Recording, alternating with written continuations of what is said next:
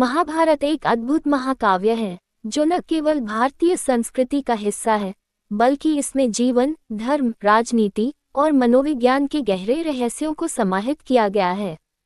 यह एक ऐसा ग्रंथ है जो आदिकाल से आज तक मानवता के लिए प्रेरणा और ज्ञान का स्रोत बना हुआ है। महाभारत का परिचय। महाभारत का लेखन महर्षि वेदव्यास ने किया था और यह संस्कृत में रचित सबसे बड़ा महाकाव्य है।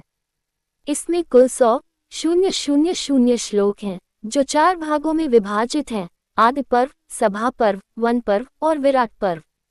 महाभारत की कथा मुख्यतः कुरुक्षेत्र के युद्ध के इर्द गिर्द घूमती है जो पांडवों और कौरवों के बीच हुआ था। महाभारत के मुख्य पात्र: 1. पांडव युधिष्ठिर, भीम, अर्जुन, नकुल और सहदेव। 2. कौरव धृतराष्ट्र के 100 पुत्र जिनमें दुर्योधन और दुशासन प्रमुख हैं। 3. कृष्ण भगवान कृष्ण जो पांडवों के सखा और मार्गदर्शक हैं।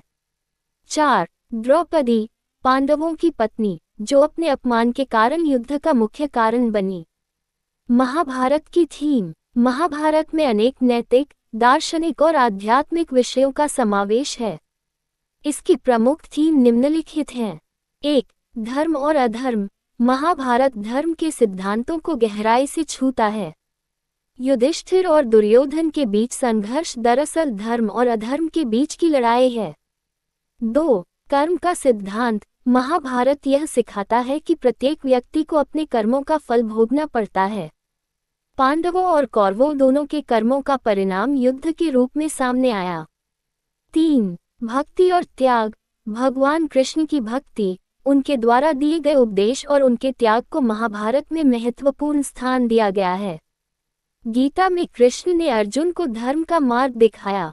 4. परिवार और संबंध। महाभारत में परिवार, संबंध और रिश्तों की जटिलताएं दिखाई गई हैं। ये दिखाता है कि व्यक्तिगत इच्छाएं और परिवार के हित अक्सर टकराते हैं। महाभारत के रहस्य। महाभारत में कई गूढ़ रहस्य छिपे हुए हैं जो इसे एक गहन अध्ययन का विषय बनाते हैं। 1. कृष्ण की भूमिका। भगवान कृष्ण का चरित्र महाभारत में एक रहस्य है। वे न केवल पांडवों के मित्र हैं बल्कि एक कुशल कूटनीतिज्ञ और योजक भी हैं। उनका कर्म योग और भक्ति का संदेश मानवता के लिए महत्वपूर्ण है।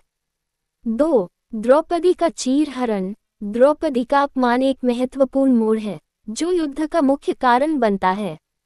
ये घटना न केवल उसके लिए अपमानजनक है बल्कि यह पांडवों के लिए भी एक चुनौती है जो उनके धर्म और सम्मान का प्रश्न बन जाता है। 3. युद्ध का उद्देश्य। कुरुक्षेत्र का युद्ध केवल भूमि का युद्ध नहीं था बल्कि यह मानवता के धर्म, सत्य और न्याय की रक्षा का भी युद्ध था। ये प्रश्न उठता है कि क्या जीतने के लिए युद्ध करना सही है। 4. गीता का संदेश। भगवद गीता में जो ज्ञान दिया गया है वह जीवन के हर क्षेत्र में लागू होता है। ये जीवन के उद्देश्य, कर्म और आत्मा के प्रति जागरूकता की बात करता है। गीता के उपदेश आज भी लोगों के लिए मार्गदर्शक हैं। 5. पंचतंत्र की शिक्षाएं। महाभारत में कई नैतिक कहानियां और उपदेश छिपे हुए हैं जैसे मित्रता, विश्वास और चतुराई के महत्व को दर्शाने वाली कई कथाएं हैं। महाभारत का ऐतिहासिक संदर्भ। महाभारत के ऐतिहासिक संदर्भ को समझना भी महत्वपूर्ण है। कई विद्वान इसे इतिहास के रूप में देखने की कोशिश करते हैं। ये युद्ध एक प्रतीक के रूप में भी देखा जाता है जो मानवता के विभिन्न पहलुओं का प्रतिनिधित्व करता है। ये युद्ध केवल शारीरिक नहीं बल्कि मानसिक और आध्यात्मिक भी था।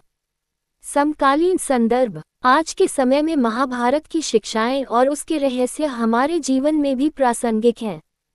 चाहे वह व्यक्तिगत संघर्ष हो या सामाजिक मुद्दे, महाभारत हमें एक दृष्टिकोण प्रदान करता है।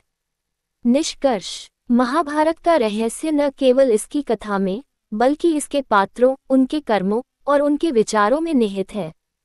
ये हमें ये सिखाता है कि जीवन में संघर्ष और चुनौतियों का सामना कैसे करना है।